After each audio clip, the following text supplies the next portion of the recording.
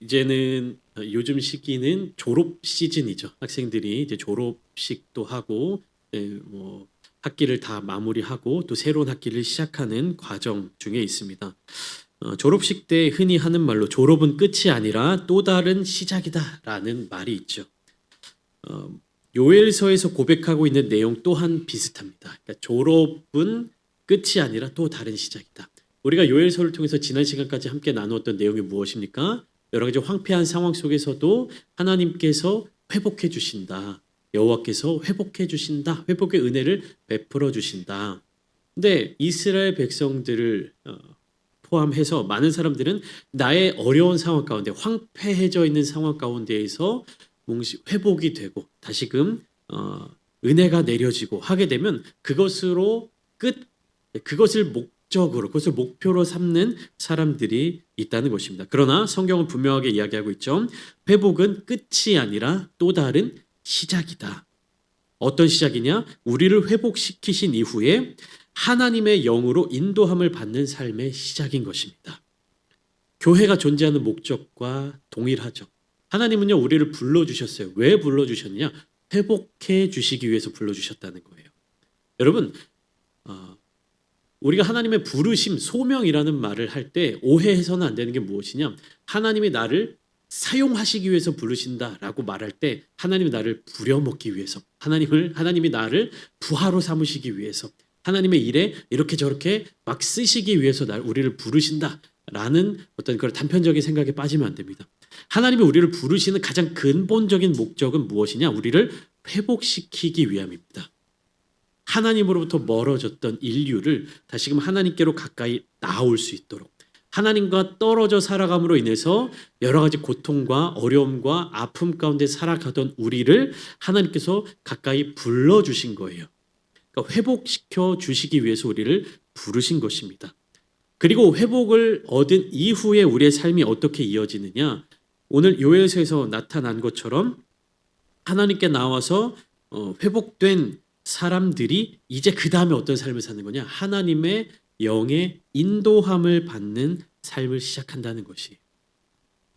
성경이 너무 어렵게 되어 있기 때문에 조금 간단하게 쉽게 말씀을 드리면 하나님이 도우시는 삶, 그리고 하나님의 도우심으로 그 도움을 전달하는 삶을 살게 되는 것입니다. 그러니까 이 땅에서의 우리는 큰 세력들의 싸움 한가운데 우리가 있는 거예요. 무엇입니까? 하나님께서 질서를 회복하시고 아픔을 회복하시고 고통을 회복하시고자 하는 그 회복의 영역과 무엇입니까? 그 회복의 영역 가운데 머물지 못하도록 만드는 사탄의 영역이 있는 거예요. 우리를 무질서하게 만들고 향락 가운데로 빠지게 만들고 육체적인 즐거움에 빠지게 만들고 영적인 질서 가운데 들어가지 못하도록 만드는 이 두 세력이 싸우고 있는 거예요. 하나님이 우리를 불러주신 이후에 온전하게 하나님의 영으로 회복시켜 주신 뒤에 어떠한 삶으로 이어지게 만드냐? 그러면 회복된 것으로 단편적으로 끝나는 것이 아니라 그 회복된 영적인 삶을 이어갈 수 있는 능력을 우리에게 부어주신다는 것입니다. 여러분, 우리가 뭐 어디 상처가 나거나 뭐 큰 수술을 해야 되거나 뭐 병이 나서 뭐 이런 것들을 치료하고 났을 때 어떻습니까? 예를 들면 우리가 뭐 어떤 뭐 종양 제거 수술을 한다, 뭐 무슨 제거 수술을 한다. 수술하고 난 뒤에 의사가 그냥 끝났습니다. 잘 가세요. 안녕히 가세요. 이렇게 하나요? 아니죠. 그렇게 제거해 준 이후에 건강한 삶을 살아갈 수 있도록 계속해서 케어를 해준다는 것이죠. 그러니까 영적인 삶도 이와 비슷합니다. 하나님께서 우리를 불러주셔서 회복시켜 주신 이후에 그 회복된 삶을 계속해서 지켜 나갈 수 있는 새로운 힘을 부어주신다는 겁니다. 그 힘이 누구로부터 시작된다? 하나님의 영으로부터 시작된다라는 것입니다. 그래서 우리는 영적인 삶을 살아가면서 하나님의 회복의 은혜를 경험하고 또 그 회복의 은혜를 나누며 살아가야 하는 것이에요. 그래서 이 하나님의 회복의 은혜를 한마디로 요약을 하면 기쁨의 회복입니다. 우리의 삶이 기쁨이 회복되는 것이고 우리 삶의 기쁨이 넘치게 되는 것이고 그 기쁨을 나누어 줄 수 있게 되는 것입니다. 여러분, 요엘서는요, 황폐해졌던 삶, 메뚜기 떼로 말미암아 황량해졌던 그 삶이 다시금 회복되어지는 과정을 보여주고 있어요. 그런데 나의 삶의 부족한 부분이 채워지고 나의 삶에 뭔가 없었던 것들이 생겨나고 부유해졌기 때문에 우리가 기뻐하는 것이 아니라 지난 시간 함께 나눴던 것처럼 무엇입니까? 하나님과 함께하는 그 자체로 우리가 기뻐할 수 있다는 거예요. 이것은 어떠한 상황과 환경 속에서도 바뀌지 않는 기쁨입니다. 여러분, 우리가 기뻐할 수 있는 요소들은 많이 있죠. 뭐 월급이 올라간다든지, 뭐 아팠던 곳이 치유가 된다든지, 뭐 좋은 친구를 사귄다든지, 우리가 인생의 삶을 살면서도 기쁨을 누릴 수 있는 조건들이 많이 있어요. 그리고 이 조건들이 우리 삶의 자리 가운데 많이 생겨나면 더 큰 기쁨을 얻을 수 있겠죠. 근데 조건에 따라서 우리가 기뻐할 수 있다는 얘기는 바꿔 말하면 무엇입니까? 그 조건이 상실됨으로 말미암아 혹은 다른 안 좋은 조건이 생겨남으로 말미암아 우리의 기쁨이 사라지고 그 안에 아픔과 고통이 생겨날 수 있다는 것입니다. 나에게 어떠한 환경이 주어졌을 때 나는 기뻐할 수 있다면 또 다른 환경이 주어졌을 때 나는 그것으로 말미암아 고통스러워하고 또 불평할 수 있고 아파할 수 있다는 얘기예요. 그렇기 때문에 하나님은요, 변하지 않는 기쁨을 우리에게 선물로 주신 것입니다. 하나님 그분 자신을 우리에게 주신 거예요. 여러분, 이것이 우리가 붙들어야 될 진정한 복인 줄 믿으시기 바랍니다. 하나님이 주시는 은혜는 너무나도 다양하죠. 물질의 은혜도 있고요, 은사도 있고요, 뭐 관계의 은혜도 있고요, 우리 삶의 회복의 은혜도 있고요. 많은 은혜가 우리가 감사할 만한 제목이 우리가 기뻐할 만한 제목인데 그것이 어떠한 조건이 돼버린다면 우리는 그것으로 말미암아 기뻐할 수도 있지만 또 그것으로 말미암아 상처를 입을 수도 있고 아파할 수도 있고 슬퍼할 수도 있고 낙심할 수도 있다는 사실을 기억해야 한다는 거지. 그렇기 때문에 우리가 하나님께서 주신 어떤 조건으로 말미암아 기뻐하는 것이 아니라 하나님 그분 자체로 기뻐할 수 있다면 바울이 고백했던 것처럼 내가 어떠한 상황에 처해든지 간에 변함없는 기쁨을 누릴 수 있다. 변함없는 감사를 고백할 수 있다라는 것입니다. 이런 이야기도 있잖아요. 그러니까 상황과 환경은 바뀌지 않았는데 내 마음가짐이 달라졌다. 모습은 달라지지 않는 내 시선이 달라졌다. 그래서 나의 삶이 긍정적으로 바뀌었다라고 고백하는 사람들이 있습니다. 그리스도인들이 아님에도 불구하고 어떤 삶을 살아가면서 어떤 그런 지혜와 통찰을 통해서 그런 인생의 진리를 터득하신 분들도 계세요.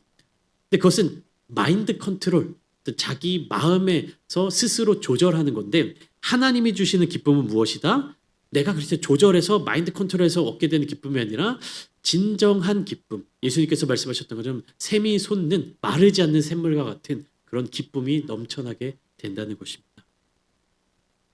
여러분, 저는 진심으로 여러분들을 위해서 이 복을 누리시길 축복합니다. 어떤 조건의 상황의 환경의 변화로 느껴지는 기쁨 말고 나의 어떤 성장과 상황이 더 나아짐으로 인해서 느끼는 기쁨이 아닌 어떠한 상황 속에서도 이 하나님께서 주시는 참된 기쁨을 충만하게 누리시기를 축복합니다. 그리고 더 나아가서 우리 교회 성도님들이 그 기쁨을 나누어 주실 수 있는 분들이 되셨으면 좋겠습니다. 하나님이 우리를 이곳에 모으신 이유, 교회로 부르신 이유, 이곳에 여러분들과 저를 세워주신 이유가 바로 여기에 있는 것이에요.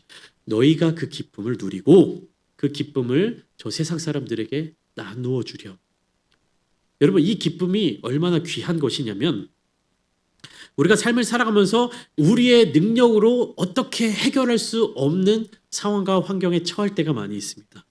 우리 또한 그렇지만 예수님을 믿지 않는 많은 사람들 자기의 힘으로 자기의 어떠함으로 능력으로 해결할 수 없는 문제나 상황과 마음의 아픔과 낙심할 만한 상황들이 처해져 있는 것을 알 수가 있어요. 그러니까 어떻습니까? 통계적으로 잡혀있진 않지만 우리나라의 무속신앙 무당을 찾아가서 쓰는 돈이 그렇게 크다고 하잖아요. 사람들이 무당을 찾아가는 이유가 뭡니까? 부적을 자기 품속에 품고 다니는 이유가 뭡니까? 내 힘으로 통제할 수 없는 어떤 상황 가운데에서도 내가 그 상황을 통제하기를 바라는 마음. 여러분, 우리는 그런 상황 속에서도 기쁨을 누릴 수 있는 그리스도인들 아닙니까? 이제 우리는요, 그 기쁨을 나누어 줄 수 있어야 되는 것이. 그 기쁨이 필요한 사람들에게 그 기쁨을 나누어 줄 수 있는 사람들, 그것이 바로 교회가 되어야 하는 것입니다. 하나님이 지난 시간 하나님의 말씀이 요엘서를 통해 지난 시간 어떻게 나옵니까? 두려워하지 말라, 기뻐하라, 즐거워하라, 부끄러워지지 않을 것이다. 너희의 부끄러움을 내가 없애주겠다. 이것이 하나님의 마음이자 계획인 것이에요. 하나님의 무엇인가를 원해서 막 하는 게 아니라 우리에게 진정한 기쁨을 주시기 위해서, 진정한 즐거움을 주시기 위해서, 우리의 부끄러움을 없애주시기 위해서 우리를 불러주신 것입니다. 여러분, 나의 삶이, 나의 신앙생활의 모습이 이게 맞나? 나의 신앙생활의 모습이 온전하지 못한 것 같아서 부끄러운 생각이 드실 때에도요. 그런 마음을 갖지 않으시기를 소망합니다. 무슨 말이냐? 하나님이 우리를 불러주셨는데 우리 스스로 생각할 때 나는 하나님의 부르심에 제대로 응답하고 있는 것이 맞는가? 내가 하나님이 인도하시는 길대로 따라가는 게 맞는가? 하나님이 기뻐하시는 모습이 이게 맞는가라는 고민이 들 때가 있습니다. 그런데요. 누군가는 하나님의 이 계획과 흐름을 따라 순전하게 달려가는 사람이 있어요. 하나님이 이렇게 불러주시면 즉각적으로 네, 충성하고 그 부르심에 즉각적으로 응답하면서 그 길을 따라가는 분들이 계십니다. 그러나 그런 반면에 누군가는 멈칫멈칫하면서 다른 길로 막 새 나가기도 해요. 하나님이 이렇게 불러주셨는데 거기에 즉각적으로 반응하지 않고 조금 딜레이 되거나 조금 늦게 반응하거나, 하나님이 이쪽으로 가라 했는데 잠깐 이렇게 돌아서 저쪽으로 가거나, 이런 성도님들도 계시다라는 겁니다. 근데 이것이 좋은 모습, 나쁜 모습, 혹은 옳은 모습, 틀린 모습, 우리가 이렇게 구분짓지 않아야 하는 이유는 무엇이냐? 성경 속의 수많은 인물들도 우리와 같은 모습을 보였다라는 것이, 우리와 같은 성정을 지녔다. 바울이 그렇게 고백합니다. 제가 이제 첫째 아이가 어린이집을 등원을 하잖아요. 여기서 저기까지 되게 가까운 거리에 어린이집을 다니고 있습니다. 그냥 한 블록만 올라가면 어린이집인데요. 그 어린이집을 가는 길에도 어찌나 험난한 여정이 있는지, 어린이집 가기 싫다고 집에서 떼쓰고 어르고 달래고 데리고 나오면 어떻습니까? 가는 길에 뭐 그네 한번 타겠다, 뭐 이렇게 방방 한번 뛰겠다, 꽃 한번 냄새 맡고 가겠다. 뭐 어느 날은 이렇게 조용히 잘 갈 때가 있지만 어느 날은 어린이집으로 가는 그 길 사이에 여기저기로 이제 빠져 나가서 잠깐 이렇게 이탈했다가 어린이집 등원해야 될 시간인데 막 이렇게 못 가고 이럴 때가 있습니다. 여러분들 다 경험해 보셨죠? 자녀들 키우고 손주들 이렇게 보시면서 꼭 가자고 하는 그 길 그대로 가는 아이들은 거의 없어요. 아이들은 다 호기심이 있고 여기저기 막 가보고 싶고, 엄마 말씀, 아빠 말씀 따라서 네 알겠습니다 하고 순전하게 따라온 애들은 아주 드문 그런 현상이죠. 다들 자기가 가고 싶은 길 가고 갑니다. 그러나 결국엔 어떻습니까? 엄마 손에 이끌려서 목적지까지 다다르게 되는 것이죠. 성경 속 수많은 인물들도 이런 모습을 보여주고 있는 것이에요. 그렇기 때문에 우리는 우리의 현재 모습에 주목하는 것이 아니라 하나님께서 우리에게 주시는 새로운 미래를 바라보며 거기에 소망을 둘 수 있어야 하는 것입니다. 그러니까 내가 지금 상태가 이 모양이라서 난 안 될 거야 이렇게 낙심하는 것이 아니라 하나님이 우리 손을 끝까지 붙잡아 주시고 인도해 주시는 그 목적지가 어딘지를 바라보아야 하는 것이에요. 내가 가는 게 아닙니다. 누가 이끌어 주시는 겁니까? 하나님이 이끌어 주시는 거예요. 이게 약간 칼빈교의 그 견인서를 잘못 인용하게 되면 조금 이제 오해를 할 수 있는데, 하나님은 우리 손을 결코 놓지 않으십니다. 하나님은 우리를 끝까지 책임져 주십니다. 하나님 끝까지 우리를 인도해 주십니다. 하나님의 그 인도하심을 믿음으로 우리의 의지를 가지고 하나님을 따라갈 때 하나님은요 우리를 끝까지 책임져 주신다는 거예요. 아이들이 자꾸만 저기 꽃밭에 가서 민들레 이렇게 꽃씨를 뜯어가지고 후 불고 어린이집 가야 되는데 안 가고, 미끄럼틀을 한 번만 더 타고 두 번만 더 타고 가겠다라고 할 때 그래도 여전히 엄마와 같이 그곳을 향해 나아가는 것을 아이들이 알고 있듯이, 우리들의 현재의 모습에 우리 스스로 좌절하거나 낙심하거나 낭망할 필요가 없다는 것입니다. 무엇입니까? 우리를 인도하여 주신 하나님께서 우리와 동행해 주시고 끝까지 하나님의 나라를 향하여 동행해 주시기 때문입니다. 그렇기 때문에 우리는요 그곳에 소망을 두어야 하는 것이에요. 여기에서 내가 지금 처해 있는 상황, 내가 지금 당하고 있는 고난, 혹은 내가 지금 겪고 있는 이 어려움의 눈을 뺏기고 마음을 뺏기는 것이 아니라 어디를 바라봐야 하는 것입니까? 궁극적인 저 하늘의 소망을 바라볼 수 있어야 하는 것입니다. 이것이 사실 되게 좋은 단어가 있는데 우리 뺏겼죠. 신천지, 새 하늘과 새 땅, 천국의 소망을 두고 그것을 바라면서 가야 되는데, 요즘에 이제 신천지로 갑시다 이러면은 되게 오해를 많이 사죠. 신천지를 바라봅시다. 이 신천지가 사실 새하늘과 새 땅, 하나님의 그 약속의 땅, 하나님과 함께 동행하며 걸어가는 그 모든 과정들을 이야기하는 건데 이단들이 아주 좋은 얘기는 다 가져가 버리죠. 그래서 우리는요, 이 회복에 대해서요, 우리가 겪고 있는 어떤 문제들이 해결되는 것으로만 바라볼 때가 많이 있습니다. 그런 하나님은요, 문제를 해결하는 것으로 그냥 회복을 단순하게 그렇게 끝내시는 것이 아니라 그 회복을 통하여 새로운 시대를 열어가신다는 거예요. 여러분, 하나님은요, 그 새로운 시대에 여러분들과 함께 하고 싶어 하십니다. 조금 하나님의 마음을 깊이 좀 이렇게 이입을 해서 말씀드리면요, 그 새로운 길을요, 여러분들과 함께가 아니라면 안 가시는 분이 하나님이세요. 여러분과 함께여야만 가신다니까. 그것 때문에 예수님이 무엇을 하셨습니까? 십자가를 지신 거예요. 무슨 수를 써서라도, 무슨 대가를 치러서라도 내가 너와 함께 가겠다. 여러분, 우리에게 그러한 복과 은혜, 천국의 소망, 그 기쁨을 주시기 위해서 하나님은요, 예수 그리스도를 십자가의 대가로 치르셨습니다. 그렇게 주셨습니다. 그리고 우리와 함께 해주신다라는 거예요. 그렇게 회복된 사람, 하나님의 은혜로 말미암아 회복된 우리들은요, 하나님의 일과 하나님의 복과 하나님의 은혜가 또한 우리의 삶을 통해서 흘러가도록 만들어야 하는 것입니다. 28절 말씀을 보시면 이렇게 기록되어 있죠. 그 후에 내가 내 영을 만민에게 부어주리니 너희 자녀들이 장래일을 말할 것이며 너희 늙은이는 꿈을 꾸며 너희 젊은이는 이상을 볼 것이며. 여기서 만민 혹은 모든 육체라는 이 표현은요, 어떤 범위의 선언입니다. 하나님이 성령을 부어주실 때 그 대상은요, 제한된 몇몇 사람이 아니라 하나님의 백성 전체에게 부어주신다라는 의미입니다. 이것은요, 뭐 자녀들, 뭐 늙은이, 젊은이, 남종과 여종들 단순히 나이나 경험에 따라서 받게 되는 은사나 능력을 구분지어서 그렇게 이야기하고 있는 것이 아니에요. 모든 사람들에게 하나님의 은혜가 동일하게 주어진다라고 하는 표현입니다.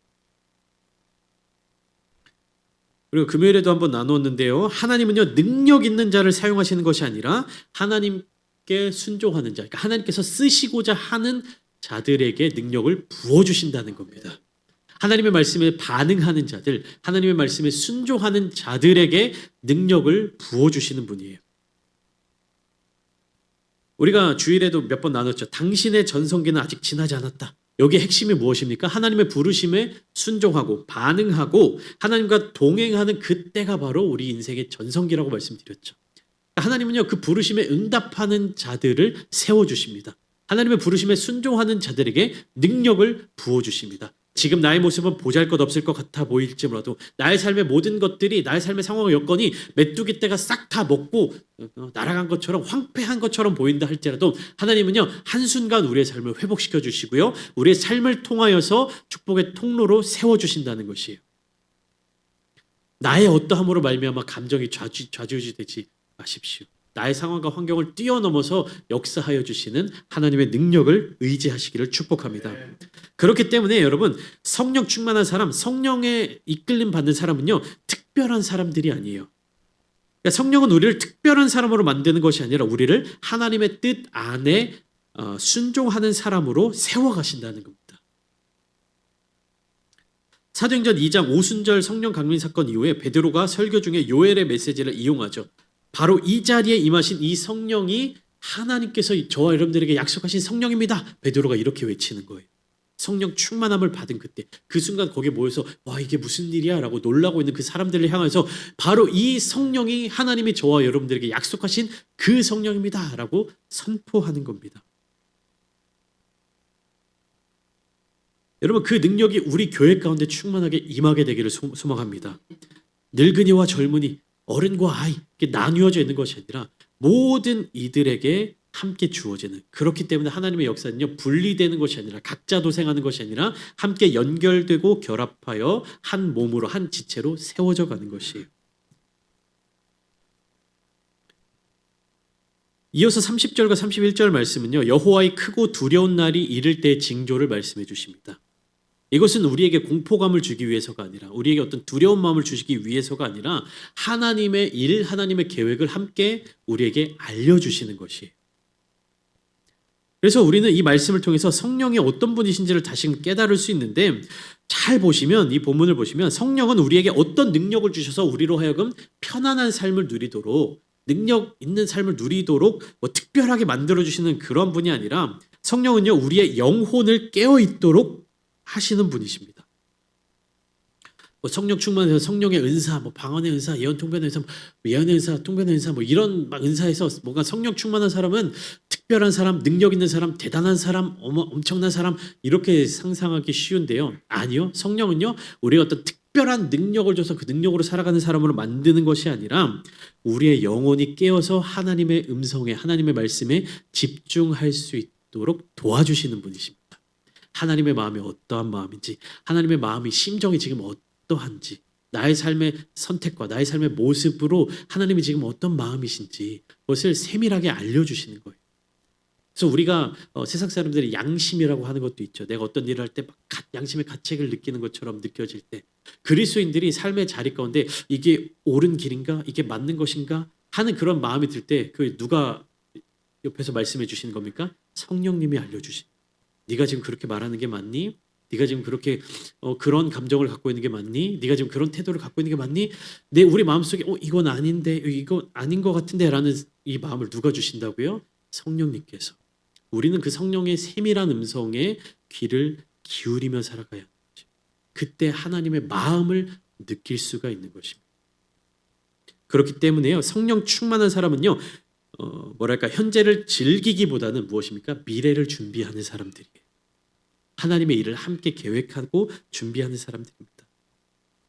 그리고 하나님은요 그 말씀을 붙드는 자들에게 분명한 구원을 주십니다. 32절 말씀처럼 누구든지 여호와의 이름을 부르는 자는 구원을 얻으리니.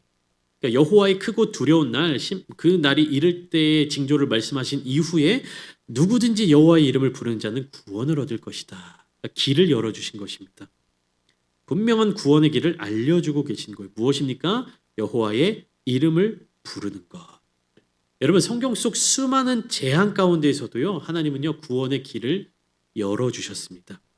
홍수 가운데에서도 노아의 방주를 준비해 두셨어요. 누구든지 그 방주에 들어가기만 하면 살았습니다. 그러나 하나님의 말씀을 듣고 그 말씀에 순종한 사람은 노아의 가족들 8명밖에 없었죠.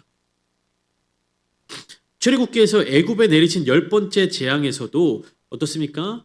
하나님의 영이 이렇게 돌아다니면서 모든 처음 난 것들을 다 죽일 때 그 문에 어린 양의 피를 문방과 문설주에 함께 문인방과 문설주에 함께 발라놓은 집도 어떻게 합니까? 넘어간다. 유월한다. 유월절. 구원의 길을 열어주셨습니다. 광야에서 하나님을 원망하는 백성들에게 불뱀들을 보내서 다 물려 죽게 만들 때에도 놋뱀을 달아서 장대에 높이 매달았을 때 그 놋뱀을 보면 살리라. 구원의 길을 열어주셨다라는 거예요. 심지어 창세기 3장 21절에는 어떠한 구원의 길까지 열어주셨습니까? 여호와 하나님이 아담과 그의 아내를 위하여 가죽옷을 지어 입히시니라. 그들이 하나님의 말씀에 불순종해서 그들이 벌을 받고 떠나가는 그 과정 속에서도 하나님은요 어린 양을 잡아서 어린 짐승을 잡아서 그 가죽으로 옷을 만들어 입혀주셨다는 겁니다. 여러분 구원은요 복잡한 개념이 아닙니다. 구원의 길은 높은 지식이 있어야 갈 수 있는 길이 아니에요. 구원 받을 수 있는 방법을요 우리가 배워서 익혀야 구원을 얻을 수 있는 것이 아닙니다. 성경은 분명하게 이야기하고 있죠. 32절 말씀 누구든지 여호와의 이름을 부르는 자는 구원을 얻을 것이다. 누구든지입니다. 누구든지.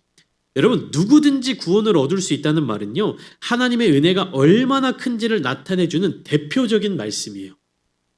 누구든지, 그러니까 대상을 가리지 않는다라는 것이죠. 이것은요 하나님의 은혜가 얼마나 큰지를 보여주는 증거예요. 여러분 우리가 이 땅에서의 삶을 살아가면서 뭐 계약 관계를 맺든지 뭐 이렇게 직장에서든지 갑과 을의 관계가 반드시 나뉘지 않습니까? 근데 이 갑과 을의 관계에서 갑이 능력이 있을수록, 갑이 부자일수록, 그리고 갑이 너그러울수록 어떻습니까? 제약 사항들이 사라지게 돼요. 그렇죠. 우리가 집 계약 같은 거 할 때도 뭐 이 집에서는 뭐 애완동물 키우면 안 되고요. 뭐 하면 안 되고 뭐 어떻게 하면 안 되고 뭐 가전 뭐 도배도 바꾸면 안 되고 뭐 이렇게 제약이 많을 때 어떻습니까? 그 집 주인이 뭐 능력이 좀 없고 너그럽지 못하고. 근데 이제 너그러운 사람, 능력 있는 사람, 모든 것을 다 포용할 수 있는 사람 어떻습니까? 이 제약이 사라지는 거예요. 저도 이제 혼자 살 집을 이렇게 혼자 이렇게 결혼하기 전에 제 사역할 때 원룸을 찾을 때 뭐 그런 계약 조건들이 되게 세세하고 까다롭게 많이 있더라. 근데 뭐 어떤 집에 아무런 조건이 없다. 뭐 외국인도 들어서 살 수 있고 남자든 여자든 상관없고 나이도 상관없고 뭐 어떤 사람이든 상관없이 다 들어서 살 수 있다라고 한다라는 것은 그것을 감당할 수 있을 만한 능력과 또 그것을 포용할 수 있는 어떤 그런 사람이 집주인일 때 가능한 일이겠죠. 마찬가지로 하나님께서 지금 뭐라고 말씀하시는 거예요? 누구든지 여호와의 이름을 부를 때 구원을 주신다. 하나님의 은혜의 폭을 알려주고 있는 겁니다. 교회 몇 년 이상 다닌 사람만 구원을 해줄 거야. 뭐 헌금 얼마 이상 한 사람만 구원해 줄 거야. 이스라엘 백성들 중에서도 특별히 어떤 사람들만 구원해 줄 거야. 하나님 그런 조건을 정하지 않으셨다는 거예요. 하나님의 은혜는 바다보다도 더 깊고 하늘보다도 더 넓고. 그러니까 어떻게 말씀하십니까? 누구든지. 여러분, 누구든지 여호와의 이름을 부를 때 구원을 주시는데 우리가 여호와의 이름을 안 부를 이유가 있겠습니까? 하나님의 이름을 찾지 않을 이유가 있겠습니까? 하나님이 우리를 회복시키신 이유는요. 우리를 통해서 또한 우리도 회복하고 또 회복된 우리를 통해서 누군가가 주의 이름을 부를 수 있도록 하기 위함입니다. 우리를 먼저 회복시켜 주시고 우리를 보내셔서 또 그 이름을 증거해서 다른 이들로 하여금 하나님의 이름을 부를 수 있도록 하기 위함입니다. 여러분, 우리가 그 이름을 부르려면요. 믿어야 합니다. 그리고 믿으려면 들어야 합니다. 그리고 들으려면 전하는 자가 있어야 돼요. 우리가 바로 그 전하는 자들이 되어야 할 줄 믿습니다. 그렇기 때문에 전도는요. 나의 어떠함으로 설득하는 것이 아니라 성령의 역사를 의지하는 일입니다. 그러니까 하나님께 받은 이 은혜, 하나님의 그 구원의 손길을 우리가 누렸고 제한 없는, 제약 없는 하나님의 그 은혜를 우리가 경험했다면 이제는 그 은혜를 나눌 수 있어야 한다는 거예요. 그러니까 제한이 없으니까 내가 충분히 누리고도 남들에게 나눠주더라도 부족함이 없으니까 우리가 어떻게 할 수 있는 겁니까? 나눠줄 수 있는 거예요. 제가 어릴 때 아직도 기억이 납니다. 초등학교 1학년이었던 것 같아요. 그래서 저희 교회학교 반 담당하시는 선생님이 제가 다니는 초등학교에서 조금 오는 길에 분식집을 하셨어요. 분식집을 하니까 어떻게 하냐면 아이들 이렇게 같이 와서 좀 맛있는 것도 먹고 이렇게 해라. 전도도 하고 이렇게 해라. 말씀을 해주셨어요. 그래가지고 거의 일주일에 한 3-4번씩을 애들을 데리고 막 가서 그 분식집에서 엄청나게 떡볶이랑 뭐 이런저런 걸 많이 먹었습니다. 그러니까 어린 나이에 모르니까 선생님이 와서 먹으라고 하니까 또 마음껏 먹었죠. 친구도 얼마나 많습니까? 이제 친구들 다 축구하다가 막 다 데려가가지고 애들 막 다 떡볶이 내가 사는 것도 아닌데 다 먹으라고 하고 막 했는데 지금 생각하니까 되게 죄송스럽네요. 근데 뭐 어떻습니까? 내가 뭔가를 누릴 때 떡볶이를 먹을 때 그 제한이 있고 그게 나눠줬을 때 부족해지고 뭐 모자라고 이러면은 아깝잖아요. 나 먹기도 좀 저건데 나 다 먹고 나면 이거 좀 모자란데 팔 것도 없는데 이런 생각이 드는데 하나님은 어떻습니까? 하나님의 분식집에는 떡볶이가 부족함이 없는 거예요. 나눠주고 또 나눠주고 또 나눠주고 또 나눠줘도 모자라지 않는 것이 하나님의 은혜인 것입니다. 우리가 계산할 수 없기 때문에 하나님은 그것을 구체적으로 우리에게 세세하게 말씀해 주시지 않으셨어요. 알려줘봤자 우리가 모르기 때문에. 그러니까 우리는 그냥 되게 쉽게 무한하신, 영원하신 뭐 이런 우리가 가늠하는 어떤 그런 단어로 설명하고 있는데 그런 단어로도 표현이 안 될 정도로 하나님의 능력은 뭐라고 표현해야 될지 모르겠어요. 하나님의 능력은 무한하다. 그냥 이렇게 표현하겠습니다. 크시다. 뭐라고 표현을 해야 될지 모르겠어요. 써도 부어도 나눠줘도 끊어지지 않는 하나님의 그 능력을 여러분들 안 나누시고 뭐 하십니까? 써도 줄어지지 않는데 힘들어하는 이웃들, 어려워하는 가족들, 상처 있고 위로가 필요한 자들에게 이 주님의 사랑을 나누지 않으시고 뭐 하고 계십니까? 아낀다고 해서 나만 다 쓸 수 있는 것도 아닌데 내가 다 누리더라도 충분히 남는 그 은혜를 우리가 왜 나누지 않고 있는 것입니까? 하나님이 나를 불러주시고 하나님이 우리를 불러주시고 회복시켜 주시는 이유는요, 단순히 나의 만족으로 끝나도록 하기 위해서 부르신 것이 아닙니다. 그래서 성령을 우리에게 부어주셔서 누구든지 구원의 자리로 나오도록 해주시는 하나님이십니다. 우리에게 성령을 주신 이유가 거기 있는 거예요. 이제 우리가 기도할 때는 하나님, 회복이 필요한 자리가 어딘지 저의 눈을 열어서 발견하게 해주시고 저의 마음 문을 열어서 바라보게 해주셔서 그들에게 이 하나님의 회복의 은혜를 함께 나누는 사람들이 되게 해주세요. 우리의 기도가 이렇게 바뀌어야 될 줄 믿습니다. 우리는 하나님의 회복과 부르심 그리고 성령의 능력과 구원의 열매를 위하여 함께 세워져가는 귀한 교회가 될 줄 믿습니다. 하나님이 저와 여러분들을 회복하여 주셨던 것처럼 우리 이웃들을 향한 하나님의 그 사랑의 마음이 담겨져 있다는 사실을 기억하시고 오늘 이 기도의 자리 가운데에서도 하나님의 그 은혜를 충만하게 누리며 또한 구하며 나누어 줄 수 있는 우리 귀한 성도님들 되시기를 예수님의 이름으로 축원합니다.